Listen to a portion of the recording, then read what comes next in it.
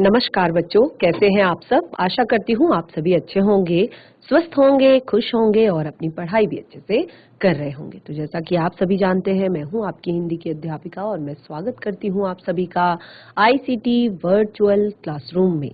और आज हम यहाँ पर एकत्रित हुए हैं पढ़ने के लिए क्लास 9th की हिंदी। क्लास 9th की हिंदी में हम पढ़ रहे थे दो बैलों की कथा, जो कि मुंशी प्रेमचंद्र जी द्वारा लिखी गई है। और इसमें आपने देखा कि हीरा और मोती नामक जो दो बैल हैं उनके बारे में हम यहाँ पर पढ़ रहे हैं। तो अभी तक आपने कहानी में काफी कुछ पढ़ लिया है, काफी सारी चीजें आपने देख ली है कि किस तरह का अत्याचार हो रहा है उन दोनों बैलों पर जब उन्हें झुर्री के यहाँ से लेकर जाया गया है और वो अपने पिछले जीवन को याद कर कर दुखी हो रहे हैं, परेशान हो रहे हैं। और एक समय पर उनको एक छोटी सी बालिका मिल जाती है जो उनको बहुत प्यार से उनको रोटी खिलाती है और उसी के कारण आज वो उस जगह से भाग पाए हैं। तो क्या कुछ होने वाला है इसके बाद, जब उन्हें कांजी हाउस में बंद कर दिया गया है। कांजी हाउस से में आपने देखा कि वहां पर बहुत सारे जानवर, अन्य जो एनिमल्स हैं, अन्य जो दूसरे जानवर हैं वो भी बांधे गए हैं। और क्या कुछ होने वाला है उन बैलों के साथ, क्या कुछ होने वाला है कांजी हाउस के बाकी उन एनिमल्स के साथ, देखेंगे हम आज के सेशन में। तो चलते हैं स्मार्ट बोर्ड की तरफ, शुरू करते हैं अपने आज का सेशन। सभी बच्चे ध्यान पूर्वक पढ़ेंगे। तो हमने देखा कि जो हमारा पिछला सेशन था, यहाँ पर हमने यहाँ तक देखा कि रास्ते में जब वो दोनों जा रहे थे, जब वो दोनों घर से वो भाग गए थे, गया के घर से दोबारा जब वो भाग गए थे, जब वो छोटी बच्ची ने उन्हें खोल दिया था, तो उसके बाद यहाँ पर रास्ते में उन्हें पकड़कर कांजी हाउस में बांध दिया गया। देखिए, हमने यहाँ तक अपना जो पाठ था उसको पढ़ा था कि यहाँ पर जो हीरा था उसको अब बहुत ज्यादा गुस्सा आया और उसने कांजी हाउस की जो दीवार थी उसको तोड़ना शुरू किया। और आधी रात से यहाँ पर दोनों जो हीरा और मोती थे वो अपनी रस्सी को तोड़ने में लगे हुए थे। और साथ ही जो हीरा था उसने कहा कि जब हीरा रस्सी तोड़ रहा था, तो क्या हुआ, यहाँ पर जब दोनों ने दीवार तोड़ना शुरू किया तो मोती ने भी उस जगह पर सींग मारा। देखिए, हीरा को बहुत ज्यादा गुस्सा आ गया था, उसने दीवार तोड़ना शुरू किया, लेकिन मोती ने उसे मना किया। तो हीरा इस काम में, जब वहां का जो चौकीदार था, जो जानवरों को गिनने वाला जो व्यक्ति था, वो वहां पर आया और उसने हीरा की शरारत देखी कि वो किस तरह से दीवार पर अपनी सींग से बार बार मार रहा है और दीवार का काफी जो पार्ट है वो तोड़ चुका है। तो इस शरारत पर उसने उसको बहुत ज्यादा मारा और फिर उसको उसने मोटी सी रस्सी से बांध दिया। और फिर यहाँ पर जो हीरा था, मोती था, उसने भी दीवार की उसी जगह सींग मारा। थोड़ी सी मिट्टी गिरी और फिर हिम्मत बढ़ गई, यानी कि थोड़ी सी मिट्टी गिरी और फिर जो मिट्टी थी वो गिर गई और वो इतनी तेजी से उस दीवार पर सींग मार रहा था जैसे किसी प्रतिद्वंदी से लड़ रहा हो। क्योंकि देखिए, उनके अंदर एक रोष था, उनके अंदर एक गुस्सा था उस चीज के प्रति। तो वो उसी गुस्से से, उसी रोष से उस दीवार पर सींग मार रहा था। ऐसा प्रतीत हो रहा था जैसे वो अपने किसी प्रतिद्वंदी, किसी और से वो लड़ रहा हो। आखिर कई घंटे की जोर आजमाइश के बाद दीवार ऊपर से लगभग 1 हाथ गिर गई। उसने दूनी शक्ति से दूसरा धक्का मारा तो आधी दीवार गिर पड़ी। दीवार का गिरना था कि अधमरे पड़े हुए सभी जानवर चेत उठे। जैसे ही दीवार गिरी, मतलब आधी दीवार लगभग वो पहले तोड़ चुका था, तो जैसे ही दीवार गिरी तो जो अभी तक जो सारे जानवर थे, जो बाकी के, जैसे कि मैंने आपको बताया कि कांजी हाउस था और बहुत सारे वहां पर जो जानवर थे, उसमें गधे भी थे, घोड़े भी थे और बाकी के जो एनिमल्स होते हैं, जैसे गाय, बकरी, तो बहुत सारे भैंस, बहुत सारे जानवर वहां पर थे। तो जैसे ही दूसरा धक्का मारा और आधी दीवार गिरी, तो जैसे दीवार गिरी, जो अधमरे से पड़े, यानी कि जिनकी हालत अभी तक उठने की भी नहीं थी, वो सारे जानवर उठ खड़े हुए और तीनों घोड़ियां सरपट भाग निकली।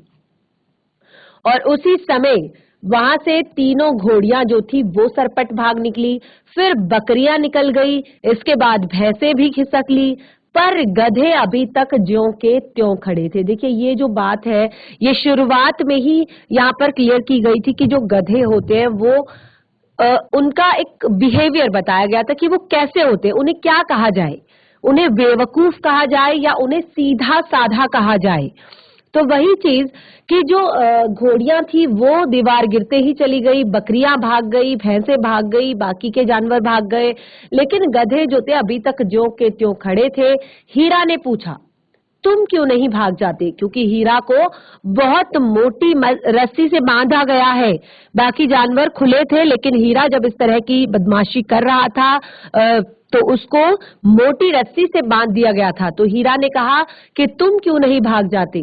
तो एक गधे ने कहा, जो कहीं फिर पकड़ लिए जाए। तो हीरा ने फिर कहा, तो क्या हर्ज है, अभी तो भागने का अवसर है। तो वो कहता है, नहीं, हमें डर लगता है, हम यहीं पड़े रहेंगे। आधी रात से ऊपर हो गई थी और दोनों गधे अभी तक खड़े सोच रहे थे कि भागे या ना भागे।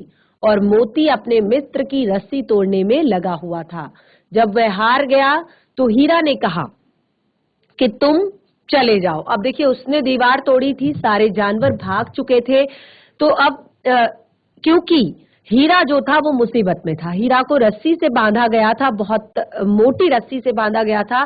तो अभी तक आधी रात बीत चुकी थी और मोती उसकी रस्सी तोड़ने में लगा हुआ था, लेकिन ये उसके लिए पॉसिबल नहीं हो पा रहा था, बहुत ही ज्यादा मजबूत वो रस्सी थी। तो हीरा ने कहा कि तुम चले जाओ, मुझे यहीं पड़े रहने दो, शायद कहीं भेंट हो जाए, यानी कि अगर मैं जिंदा रहूं तो शायद कहीं फिर मिलेंगे। मोती ने आंखों में आंसू लाकर कहा, तुम मुझे इतना स्वार्थी समझते हो हीरा? हम और तुम इतने दिनों साथ रहे हैं, आज तुम विपत्ति में पड़ गए तो तुम्हें छोड़कर अलग कैसे हो जाऊं? देखिए, कितनी बड़ी बात है, एक एनिमल, एक जानवर के माध्यम से हमें यहाँ पर बताई गई है कि जब इस तरह से उन दोनों ने इतना सारा टाइम साथ में स्पेंड किया था, अच्छी अच्छी यादें उनकी साथ में थी, और कुछ बुरी यादें जो उन्हें गया के घर से मिली थी, और आज की भी बहुत जो ये याद थी, ये किसी बुरे सपने से कम नहीं था कि उन्हें कांजी हाउस में बंद कर दिया गया था। तो अब यहाँ पर हीरा, क्योंकि हीरा को पता था ये पॉसिबल नहीं है कि उसकी रस्सी तोड़ दी जाए, तो अब उसने मोती से कहा कि तुम यहाँ से जाओ, अगर जिंदा बचे तो शायद फिर कहीं और मिलेंगे। लेकिन मोती की आंखों में उस समय आंसू थे और उसने कहा कि मैं इतना भी स्वार्थी नहीं हूं कि हम इतने दिनों तक साथ में थे और आज जब तुम मुसीबत में हो, आज जब तुम विपत्ति में हो, तो मैं तुम्हें छोड़कर अलग कैसे चला जाऊं। और हीरा ने कहा, बहुत मार पड़ेगी, लोग सब समझ जाएंगे कि ये तुम्हारी ही शरारत है, क्योंकि वहां पर जो देखा था सबसे पहले दीवार तोड़ते हुए वो हीरा को ही देखा गया था। बाकी जानवरों में अगर इतनी हिम्मत होती या इतनी अगर उनमें ताकत होती तो शायद ये काम काफी पहले हो चुका होता, लेकिन आज तक वो जानवर वहां पर बंधे हुए थे, क्योंकि इतनी हिम्मत और इतनी ताकत शायद किसी और में नहीं थी। तो वो समझ जाएंगे कि यह तुम्हारी ही शरारत है। तो मोती गर्व से बोला, अभी उसे प्राउड हो रहा था, उसे गर्व हो रहा था अपने आप पर। क्यों गर्व हो रहा था? क्योंकि वो अपने दोस्त के लिए, अपने मित्र के लिए वो अपने आप को स्वार्थी नहीं बनने दे रहा था। उसने कहा, जिस अपराध के लिए तुम्हारे गले में बंधन पड़ा हुआ है, उसके लिए अगर मुझ पर मार पड़े तो क्या चिंता, इतना ही तो हो गया कि 9-10 प्राणियों की जान बच गई, वे सब तो आशीर्वाद देंगे। तो वो खुश था कि कोई बात नहीं, अगर हम नहीं निकल पाए तो कोई बात नहीं, हमारे कारण 9-10 बाकी जानवर जो यहाँ पर थे उनकी जान बच गई। यह कहते हुए दोनों ने गधों को सींगों से मार मारकर बाहर निकाला और तब अपने बंधु के पास आकर सो गया। यानी कि जो मोती था उसने, क्योंकि वो गधों को बचाना चाहता था, तो उसने उन्हें सींग मार मार कर कांजी हौज से बाहर खदेड़ा और उन्हें भागने के लिए कहा और आकर वो खुद मोती के पास, हीरा के पास सो गया। भोर होते ही मुंशी और चौकीदार तथा अन्य कर्मचारियों में कैसी खलबली मची, इसको लिखने की जरूरत नहीं है। तो लेखक कहते हैं कि इसके बाद क्या हुआ, सुबह क्या हुआ होगा, कैसी खलबली वहां पर मची होगी, इसको बताने की जरूरत नहीं है, इसको यहाँ पर एक्सप्लेन करने की, लिखने की जरूरत नहीं है। बस इतना ही काफी था कि मोती की खूब मरम्मत हुई और उसे भी मोटी रस्सी से बांध दिया गया। तो हुआ यूं कि सारी चीजें क्लियर थी कि काम इसी ने किया है, तो उसकी भी खूब मरम्मत हुई, उसको भी खूब पीटा गया और साथ ही उसको भी मोटी रस्सी से बांध दिया गया, ताकि जो उनका एक मंसूबा था वो अब कभी पूरा ना हो सके। अब 1 सप्ताह तक दोनों मित्र वहां बंधे पड़े रहे। किसी ने चारे का एक तृण भी न डाला। हाँ, एक बार पानी दिखा दिया जाता, यही उनका आधार था। दोनों इतने दुर्बल हो गए थे कि अब उनसे उठा भी नहीं जाता। ठटरियां निकल आई थी, यानी कि जो उनकी हड्डियां थी, आपने देखा होगा कमजोर जो बहुत ज्यादा जानवर हो जाते हैं, उनकी जो पसलियां होती हैं वो बाहर निकल आती हैं। तो यही उनके साथ भी हुआ। 1 हफ्ते तक उन्हें कोई भी दाना या खाना नहीं दिया गया, केवल दिन के 1 टाइम उन्हें जीवित रखने के लिए पानी दे दिया जाता था। एक दिन बाड़े के सामने डुग्गी बजने लगी। दोपहर होते होते वहां 50-60 आदमी जमा हो गए।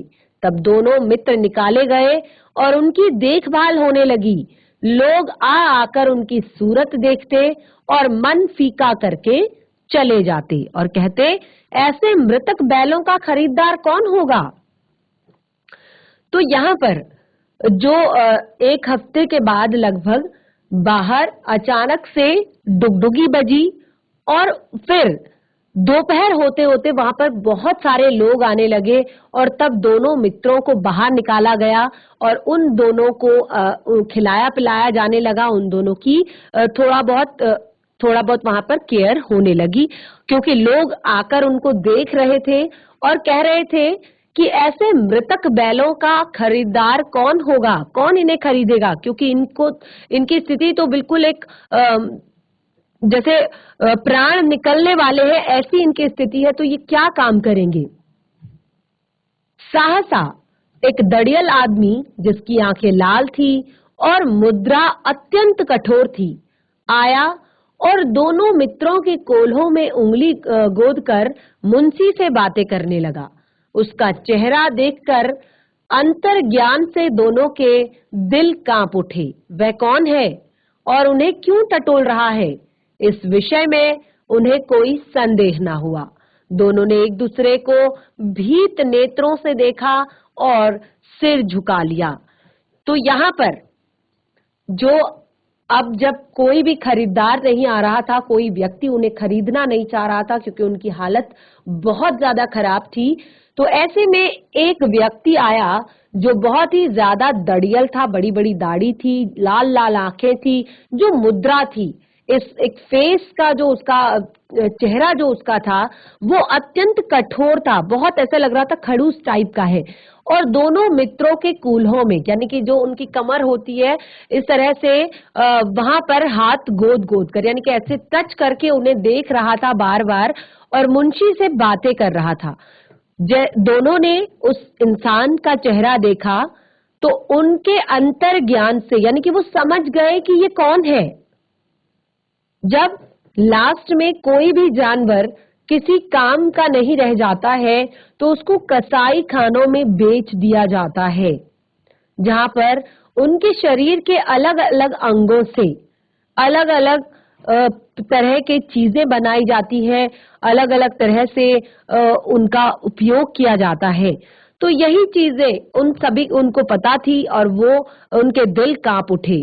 वह कौन है, उन्हें क्यों टटोल रहा है, इस विषय में उन्हें जरा सा भी शक नहीं हुआ और दोनों ने एक दूसरे को भीत नेत्रों से देखा, यानी कि डरे हुए नेत्रों से देखा और सिर झुका लिया कि अब पता चला कि अंत जो है वो नजदीक आ गया है। हीरा ने कहा, गया के घर से नाहक ही भागे, अब जान न बचेगी। उन्हें लगा कि इससे अच्छा तो गया का घर था। Something is better than nothing. कुछ तो था वहां पर, यहाँ पर कुछ नहीं है। केवल जो प्राण शरीर में बचे हैं वो भी जाने को तैयार है, उनको भी, उनकी भी बोली लग रही है। जो प्राण बचे हुए शरीर में उनकी भी बोली लग रही है, लेकिन गया के घर में कुछ तो था, सूखी भूसी तो थी, उस छोटी सी बच्ची का प्यार तो था। तो वहां से क्यों भागे, अब ये दोनों पछता रहे थे। मोती ने अश्रद्धा भाव से उत्तर दिया, कहा कि कहते हैं भगवान सबके ऊपर दया करते हैं, उन्हें हमारे ऊपर दया क्यों नहीं आती। अश्रद्धा के भाव से, जैसे कई बार इंसान बहुत ज्यादा दुखी हो जाता है, बहुत ज्यादा से उसका दिल टूट जाता है, तो वो फिर इस तरह की बातें करने लगता है, कहता है कि भगवान को भी मेरे ऊपर दया नहीं आती। तो बिल्कुल यही पंक्तियां अभी वो दोनों बैल अपने लिए कह रहे हैं। मोती ने अश्रद्धा के भाव से, यानी कि उसको अभी बिल्कुल श्रद्धा भाव नहीं है भगवान के ऊपर, वो कहता है कि भगवान सबके ऊपर दया करते हैं, तो उन्हें हमारे ऊपर दया क्यों नहीं आती। तो यहाँ पर हीरा कहता है, भगवान के लिए हमारा जीना मरना दोनों बराबर है। चलो अच्छा ही है, कुछ दिन उसके पास तो रहेंगे। एक बार भगवान ने उस लड़की के रूप में हमें बचाया, अब क्या अब न बचाएंगे। यह आदमी छुरी चलाएगा, देख लेना। तो ये चीज हीरा कह रहा है, मोती कह रहा है हीरा से। तो हीरा कह रहा है, तो क्या चिंता है, मांस, खाल, सींग, हड्डी सब किसी न किसी काम आ जाएंगे। तो उस समय फिर नीलाम होने के बाद दोनों मित्र उस दड़ियल के साथ चल दिए। अब उन्हें कोई भी खरीदने के लिए तैयार नहीं था, कोई खेती बाड़ी वाला इंसान, कोई किसान, कोई पशुपालक उन्हें नहीं खरीदना चाहता था, क्योंकि उनकी स्थिति बहुत ज्यादा खराब हो चुकी थी। तो अब उनको जो नीलामी के बाद उनकी नीलामी हो गई और जो दड़ियल व्यक्ति था उसके साथ उन्हें भेज दिया गया। दोनों की बोटी बोटी कांप रही थी, दोनों बहुत ज्यादा डरे थे, बेचारे पांव तक नहीं उठा सकते, भय के मारे गिरते पड़ते भागे जाते, क्योंकि जरा सी चाल धीमी हो जाने पर जोर से डंडा जमा देता था। राह में गाय बैलों का एक रेवड़ हरे हरे हार में चरता नजर आया। सभी जानवर प्रसन्न थे, चिकने चपल, कोई उछलता था, कोई आनंद से बैठा पागुर करता था। कितना सुखी जीवन है सब इनका, पर कितने स्वार्थी हैं सब। किसी को चिंता नहीं कि उनके दो बधिक भाई के हाथ पड़े कैसे दुखी हैं। दोनों भाई बधिक के हाथ पड़े हैं तो और कैसे दुखी है। तो जब रास्ते में उन्हें लेकर जाया जा रहा था नीलामी के बाद, तो उस समय उन्होंने रास्ते में देखा कि कई जो गाय हैं, बैल हैं, जो कई जानवर हैं, वो क्या कर रहे हैं, वो घास चर रहे हैं साथ में और खुश नजर आ रहे हैं काफी। अब सहसा दोनों को मालूम हुआ कि ये परिचित राह है। जब रास्ते में चलते चलते वो उस दड़ियल आदमी के साथ जा रहे थे, तो उन्होंने देखा कि ये जो रास्ता है ये थोड़ा सा परिचित है, क्योंकि जब वो गया के घर से भागे थे तो वो रास्ता भटक गए थे। वो इतनी बेइंतहा भागे थे, इतनी जोर से भागे थे कि वो रास्ता भटक गए थे। लेकिन अब जब वो इस रास्ते पर चल रहे हैं तो उन्हें लग रहा है कि रास्ता थोड़ा सा परिचित है। अब वो कहते हैं, हाँ, इसी रास्ते से उन्हें ले जाया गया था। वही खेत, वही बाग, वही गांव मिलने लगे। प्रतिक्षण उनकी चाल तेज होने लगी, सारी थकान, सारी दुर्बलता गायब हो गई। आह, यह लो, अपना ही हार आ गया। इस कुएं पर हम पुर चलाने आया करते थे, यही कुआं है। अब वो समझ गए कि यही हमारे गांव का रास्ता है। तो मोती कहता है कि हमारा घर नगीच आ गया, यानी कि हमारा घर यहीं आसपास है, क्योंकि ये रास्ता, ये कुआं, ये खेती बाड़ी, ये हमें बिल्कुल हमारे हैं। हीरा कहता है भगवान की दया है, अब मैं घर भागता हूँ। तो वो कहता है कि ये जाने देगा? तो वो कहता है कि मैं इसे मार गिराता हूँ। नहीं नहीं, दौड़कर थान पर चलो, वहां से हम आगे न जाएंगे। दोनों उन्मत्त होकर बछड़ों की भांति कुलेल करते हुए घर की ओर दौड़े। वह हमारा थान है। और दोनों अपने थान पर आए और खड़े हो गए। दड़ियल भी पीछे पीछे दौड़ा चला आता, झुर्री द्वार पर बैठा धूप खा रहा था। झुर्री जिसके ये दोनों बैल थे। अब देखिए, उन्हें रास्ता मालूम हो गया था, तो उनकी रास्ता देखते ही, अपना कुआं देखते ही, अपने खेत खलियान देखते ही उनकी थकान बिल्कुल गायब हो गई थी और उन्होंने दौड़ लगाना शुरू किया और वो आकर अपने थान पर खड़े हो गए, उसी जगह पर खड़े हो गए जहां पर उनको झुर्री बांधा करता था। तो झुर्री जो था उस समय धूप ले रहा था, धूप सेक रहा था बाहर द्वार पर बैठा हुआ, और बैलों को देखते ही दौड़ा और उन्हें बारी बारी से गले लगाने लगा। मित्रों के आंखों से आनंद के आंसू बहने लगे। एक झुर्री का हाथ चाट रहा था। दड़ियल ने जाकर बैलों की रस्सियां पकड़ी। अब दड़ियल फिर से झुर्री के पास आ गया और उनके थान पर खड़े होकर उनकी रस्सियां पकड़ ली। और जब दड़ियल ने कहा कि जब रस्सियां उसने पकड़ी तो झुर्री ने कहा, ये बैल मेरे हैं। उसने कहा कि ये तुम्हारे कैसे हुए? मैं इन्हें मवेशी खाने से नीलामी से लेकर आया हूं। तो वो कहता है, मैं समझाता हूं, चुराए लिए आते हो, चुपके से चले जाओ, मेरे बैल हैं, मैं बेचूंगा तो बिकेंगे। किसी को मेरे बैल नीलाम करने का क्या इख्तियार है? तो वो कहता है कि ये मेरे बैल हैं, अगर जब मैं इन्हें बेचूंगा तभी ये बिकेंगे, किसी को भी मेरे बैलों को नीलाम करने का कोई हक नहीं है। तो जो दड़ियल होता है वो कहता है, मैं जाकर थाने में रपट कर दूंगा, यानी कि मैं आपकी रिपोर्ट लिखवा दूंगा थाने में, मैं तुम पर केस कर दूंगा, क्योंकि मैं इन्हें खरीद कर लाया हूं नीलामी से। वो कहता है मेरे बैल हैं, इसका सबूत यह है कि ये मेरे द्वार पर खड़े हैं। दड़ियल झल्लाकर बैलों को पकड़कर ले जाने के लिए बढ़ा। उसी वक्त मोती ने सींग चढ़ाया। दड़ियल पीछे हटा, मोती ने पीछा किया। दड़ियल भागा, मोती पीछे दौड़ा। गांव के बाहर निकल जाने पर वह रुका, पर खड़ा दड़ियल का रास्ता देख रहा था। दड़ियल दूर खड़ा हुआ, धमकियां दे रहा था, गालियां निकाल रहा था, पत्थर फेंक रहा था, और मोती विजयी शूर की भांति उसका रास्ता रोके खड़ा था। और गांव के लोग ये तमाशा देख रहे थे और हंस रहे थे। तो इस तरह से मोती ने उस दड़ियल को शहर से दूर भगा दिया, गांव से दूर भगा दिया, और गांव के लोग ये सारी चीजें देख रहे थे। जब दड़ियल हार कर वहां से चला गया तो मोती अकड़ता हुआ लौटा। हीरा ने कहा, मैं डर गया था कि तुम कहीं गुस्से में आकर उसे मार न डालो। तो यहाँ पर मोती कहता है, अगर मुझे पकड़ता तो मैं बेमारे न छोड़ता, यानी कि इस बार अगर मैं पकड़ा जाता तो मैं बिना मारे नहीं छोड़ता उसको।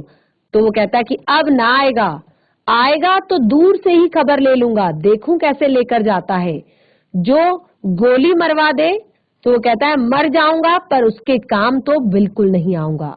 हमारी जान को कोई जान नहीं समझता, इसीलिए कि हम इतने सीधे हैं। जरा देर में नादों में खली, भूसा, चोकर, दाना भर दिया गया और दोनों मित्र खाने लगे। झुर्री दोनों को खड़ा सहला रहा था और 20 लड़के तमाशा देख रहे थे। सारे गांव में उछाह सा मालूम होता था और उसी समय मालकिन ने आकर दोनों के माथे चूम लिए। तो इस तरह से झुर्री के जो बैल थे, दोनों बैल अपने जीवन में अपने इतने सारे कठिन परिश्रमों के बावजूद, इतनी सारी कठिनाइयों के बावजूद वो फिर से अपने द्वार पर आकर खड़े हो गए हैं और अपने मालिक के पास आ गए हैं। तो इस तरह से हमारा जो ये चैप्टर है, ये चैप्टर यहाँ पर कंप्लीट होता है। पाठ को हमने बहुत ही अच्छे से पढ़ा है, बहुत ही इंटरेस्टिंग चैप्टर है, बहुत सारी चीजें हमें यहाँ पर इस पाठ से सीखने को मिल रही हैं। और जैसे कि मैंने कहा, इस पाठ के जो लेखक हैं वो प्रेमचंद्र जी हैं। तो प्रेमचंद्र जी द्वारा जो ये चैप्टर लिखा गया है, ये हमारा यहाँ पर कंप्लीट हो चुका है। आगे पाठ से जुड़े हुए प्रश्नोत्तर हम करेंगे। इस पाठ से जुड़े हुए प्रश्नोत्तर हम करेंगे। तो अभी आप बिल्कुल रेडी हो जाइए सभी, कॉपी पेन पेंसिल लेकर।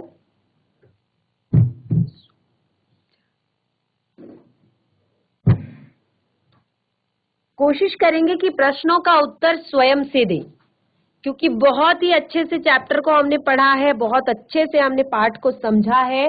तो कोशिश करेंगे कि प्रश्नों के उत्तर स्वयं से देने की।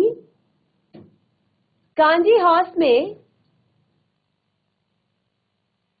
पहला प्रश्न है, कांजी हाउस में कैद पशुओं की हाजिरी क्यों ली जाती होगी? जो कांजी हाउस में कैद किए गए पशु हैं, उनकी हाजिरी क्यों ली जाती होगी?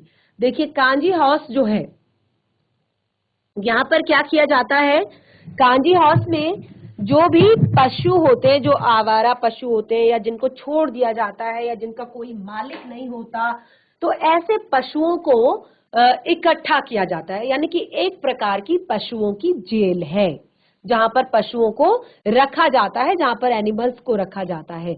तो उनकी हाजिरी लेने के कुछ कारण होंगे, जैसे कि पशुओं की संख्या का ठीक ठीक पता चले, क्योंकि वो जो सारे पशु हैं वो एक तरह से आवारा हैं, वो पालतू पशु नहीं है, छोड़े हुए पशु हैं। तो वो कभी भी भाग सकते हैं, कभी भी कभी भी उनको वो निकल सकते हैं। और दूसरा कि पशुओं की सेहत की जानकारी रखने के लिए कि वो कैसे हैं, क्योंकि उनको यहाँ से दो तरह से उनकी नीलामी यहाँ पर की जाती है। एक तो जो पशुपालक लोग होते हैं, कृषक जो होते हैं, जिनको जानवरों की जरूरत होती है, वो लेकर जाते हैं। और दूसरे फिर इस तरह के जो, जैसे कि मैंने आपको बताया, जो कसाई होते हैं वो लेकर जाते हैं। तीसरा यहाँ पर बताया कि आवारा और उत्पात मचाने वाले पशुओं को अलग रखने के लिए। ये सबसे बड़ी बात है कि कुछ जो पशु होते हैं वो बहुत ज्यादा जैसे गांव में लोगों के खेतों में घुस जाते हैं और उनकी फसल को नष्ट कर देते हैं, नुकसान पहुंचा देते हैं। तो इसी तरह के जो उत्पात मचाने वाले जो आवारा पशु हैं, उनको अन्य पशुओं से अलग करने के लिए या उनको अलग से रखने के लिए कांजी हाउस में पशुओं की हाजिरी ली जाती होगी, कि रोज चेक किया जाता है कि इनकी सेहत तो ठीक है, या इनकी संख्या तो ठीक है, या इनमें से कोई इस तरह का उत्पात तो नहीं मचा रहा है, या कोई बेचने लायक है या नहीं, या कोई अलग अलग तरह से, अलग अलग कारणों से उनकी हाजिरी वहां पर ली जाती है। अगला प्रश्न है, चैप्टर बहुत ही ज्यादा इंपॉर्टेंट है, तो आप सभी प्रश्नों को पढ़ने की कोशिश करेंगे। अगला जो यहाँ पर प्रश्न है, छोटी बच्ची को बैलों के प्रति प्रेम क्यों उमड़ आया? देखिए, बहुत ही इजी प्रश्न है, बहुत ही आसान है, बहुत ही सरल है कि छोटी बच्ची को बैलों के प्रति प्रेम क्यों उमड़ आया। क्योंकि जो छोटी बच्ची थी, उसकी माता का देहांत हो चुका था, और अब जो उसकी सौतेली माँ थी वो उसको बहुत ज्यादा पीटती थी, मारती थी, उसको टाइम पे खाना नहीं देती थी, उससे बहुत सारा काम करवाया जाता था। तो आज जब वो देख पा रही थी कि झुर्री के घर से जो बैल लाए गए हैं वो काफी अच्छी स्थिति में थे, बहुत अच्छे हष्ट पुष्ट वो बैल थे, लेकिन गया के घर में आते ही उनके साथ भी बिल्कुल वही सिचुएशन हो रही है कि उनको खाना नहीं दिया जा रहा है, उनको पानी नहीं दिया जा रहा है, उनको उनसे बहुत ज्यादा काम लिया जा रहा है, जरूरत से ज्यादा उनसे काम लिया जा रहा है। यानी कि जो वो अपने असली मालिक से बिछड़कर यहाँ पर आए हैं, तो उस बच्ची को जो हीरा मोती है उसको लगा कि ये जो बैल है ये मेरी तरह अभागे हैं, यानी कि ये बिल्कुल इनकी जो परिस्थिति है, इनकी जो सिचुएशन है वो मेरी तरह है। ये भी अपने मालिक से दूर हैं और वो भी अपनी माँ से बिछड़ने का दर्द जो है वो भुगत रही है। तो इसी कारण उसको उनकी जो सिचुएशन थी, उनकी जो परिस्थितियां थी वो अपनी जैसी लगी और इस कारण उसने उन बैलों पर उसको प्रेम उमड़ पाया आया। और इस तरह से आप भी अलग अलग भी लिख सकते हैं कि छोटी बच्ची की जो सौतेली माँ थी वो उन्हें सताती थी और यहाँ पर हीरा मोती पर भी अत्याचार हो रहा था। और दूसरा चीज, जब उनकी माँ मर चुकी थी, वो माँ से बिछड़ने का दर्द जानती थी, तो वो बैलों के लिए भी समझ रही थी कि अपने मालिक से दूर होने पर उन्हें कितना कष्ट, कितना दुख उठाना पड़ रहा है। बहुत ही इजी है, थोड़ा सा अगर आपने चैप्टर को पढ़ा है तो आपके लिए बहुत सरल हो जाएगा। आगे बढ़ेंगे। कहानी में बैलों के माध्यम से कौन कौन से नीति विषयक उभर कर आए हैं? सबसे ज्यादा इंपॉर्टेंट प्रश्न है इस चैप्टर का, सबसे ज्यादा महत्वपूर्ण प्रश्न है इस पाठ का कि कहानी में बैलों के माध्यम से कौन कौन से नीति विषयक मूल्य उभर कर आए हैं। देखिए, इस नीति विषयक मूल्य अर्थात कुछ ऐसे मूल्य जो हमें हमेशा याद होने चाहिए। सबसे पहला कि एकता में शक्ति है। आपने देखा कि कई बार बैलों ने इस बात का उदाहरण दिया, एकता में शक्ति है। कोई भी काम वो मिलकर करते थे तो वो काम जरूर सफल होता था, उसमें वो जरूर कामयाब होते थे। तो ये चीज तो बिल्कुल क्लियर होती है इस पाठ में कि एकता में शक्ति होती है। अगर हम काम को मिलजुल कर करेंगे, एक होकर करेंगे। आज जो बैल अपनी पुरानी अवस्था में लौटकर आए हैं, वो यही कारण है कि वो दोनों साथ में थे। उन दोनों ने कभी एक दूसरे का साथ नहीं छोड़ा, ठीक है। तो यही कारण है कि उन्होंने हर मुसीबत का साथ में लड़के सामना किया। यही कारण है कि वो आज बिल्कुल सुरक्षित है और अपने सुरक्षित मालिक के हाथों में है, अच्छे मालिक के हाथों में है। दूसरा, मुसीबत के समय में एक दूसरे का साथ नहीं छोड़ना। देखिए, कई बार क्या होता है कि परिस्थितियां कुछ ऐसी बन जाती हैं कि हमारे अंदर का जो स्वार्थ है वो जग जाता है, भले ही हम मन से नहीं चाह रहे हैं, लेकिन परिस्थितियों वश। तो आपने देखा इस कहानी में कई बार ऐसी परिस्थितियां आई, कभी हीरा फंस जाता था तो कभी मोती फंस जाता था, लेकिन दोनों में से भी एक ने दूसरे का साथ नहीं छोड़ा। किसी को भी मुसीबत में, किसी भी खराब सिचुएशन में अकेला नहीं छोड़ा। तो आज दोनों जहां पर भी हैं इसी कारण से हैं।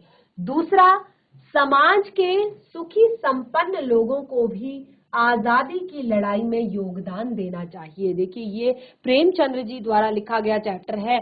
तो उस समय पर जब हमारे देश में आजादी की लड़ाई हो रही थी, तो यहाँ पर जो संपन्न लोग थे, जो अच्छे घरानों से लोग थे, उनके लिए कहा गया था कि उन्हें भी आजादी की लड़ाई में योगदान देना चाहिए, क्योंकि जो आजादी है इसका बहुत बड़ा मूल्य है और इसको पाने के लिए मनुष्य को बहुत बड़े बड़े कष्ट उठाने के लिए तैयार रहना चाहिए। एक आजादी का महत्व भी यहाँ पर बताया गया है। आगे दो प्रश्न है। प्रस्तुत कहानी में प्रेमचंद्र ने गधे की किन स्वभावगत विशेषताओं के आधार पर उसके प्रति रूढ़ अर्थ मूर्ख का प्रयोग न करके किसी नए अर्थ की ओर संकेतन किया है? तो यहाँ पर गधे के स्वभाव के कारण उन्होंने मूर्खता का पर्याय समझाया है, अर्थात मूर्खता का अर्थ समझाया है कि उसके स्वभाव में सरलता और सहनशीलता देखने को मिलती है। और इस कहानी ने, जैसे हम गधे को हमेशा गधा समझकर हम उसको मूर्ख कहते हैं, हम उसको बिल्कुल नेग्लेक्ट करते हैं, लेकिन आज यहाँ पर प्रेमचंद्र जी की इस कहानी में लेखक ने गधे की सरलता और सहनशीलता की तरफ हमारा ध्यान खींचा है। प्रेमचंद्र जी कहते हैं कि सद्गुणों का इतना अनादर, सद्गुणों का इतना अनादर, कदाचित सीधापन कहीं पर नहीं देखा। और कदाचित ये जो सीधापन है, जैसे आजकल के टाइम में भी ये जो कहावत है ये बहुत ज्यादा पॉपुलर होती है, बहुत ज्यादा बोली जाती है लोगों में कि सीधा बनने से कुछ नहीं होता, हमें टाइम के हिसाब से, सिचुएशन के हिसाब से अपने आप को चेंज कर लेना चाहिए। तो मुंशी प्रेमचंद्र जी ने स्वयं कहा है कि सद्गुणों का इतना अनादर कहीं नहीं देखा, कदाचित, यानी कि लगता है सीधापन संसार के लिए उपयुक्त नहीं है। और कहानी में उन्होंने सीधेपन की दुर्दशा को दिखलाई है, ना कि मूर्खता की नहीं। यहाँ पर उन्होंने मूर्खता को नहीं दर्शाया है, उन्होंने सीधेपन की दुर्दशा को दर्शाया है। आगे बढ़ेंगे। नंबर 5 है, किन घटनाओं से पता चलता है कि हीरा मोती में गहरी दोस्ती थी? ये प्रश्न आपके लिए है, होमवर्क में करेंगे।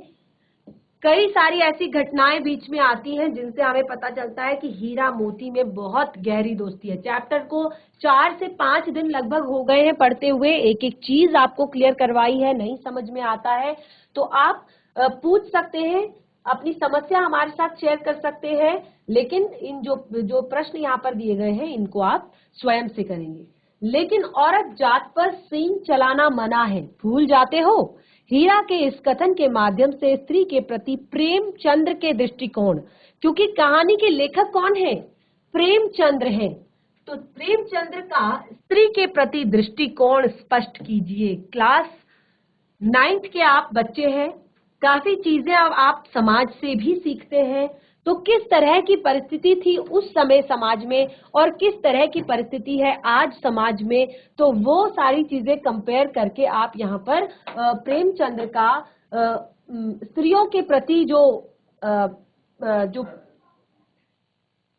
स्त्रियों के प्रति जो उनका एक माध्यम है, वो दृष्टिकोण है, वो आप यहाँ पर क्लियर कर सकते हैं। अगला, किसान जीवन वाले समाज में पशु और मनुष्य के आपसी संबंधों की कहानी को किस तरह व्यक्त किया गया है, ये आप यहाँ पर लिखेंगे। तो बच्चों, इस तरह से प्रेमचंद्र जी द्वारा लिखा गया दो बैलों की कथा नामक हमारा ये पाठ कंप्लीट हो चुका है। बहुत ही अच्छी शिक्षा इस पाठ ने हमें दी, बहुत सारे यहाँ पर हमें नई नई चीजें इस पाठ से हमें पता चली हैं कि उस समय आजादी के महत्व के बारे में प्रेमचंद्र जी ने इसमें बात की है, स्त्रियों के प्रति दृष्टिकोण के बारे में प्रेमचंद्र जी ने इसमें बात की है, और साथ ही सबसे मेन बात यहाँ पर एकता में शक्ति है। और दूसरा कि हम इंसान को अपना मित्र तो बना लेते हैं, दूसरों को अपना मित्र तो बना लेते हैं, लेकिन केवल स्वार्थ वहां पर नहीं देखना है। सही और सच्चा मित्र वही है जो हर परिस्थिति में, हर संकट में आपके साथ खड़ा रहता है, आपकी सुख में, आपके दुख में। तो चैप्टर हमारा कंप्लीट हो गया है, पाठ से जुड़े हुए प्रश्न उत्तर भी हमने कर लिए हैं। आशा करती हूँ कि आपको ये चैप्टर पसंद आया होगा, आज का सेशन पसंद आया होगा। तो हम मिलेंगे अपने नेक्स्ट सेशन में एक नए पाठ के साथ। तब तक के लिए धन्यवाद। आपका दिन शुभ हो।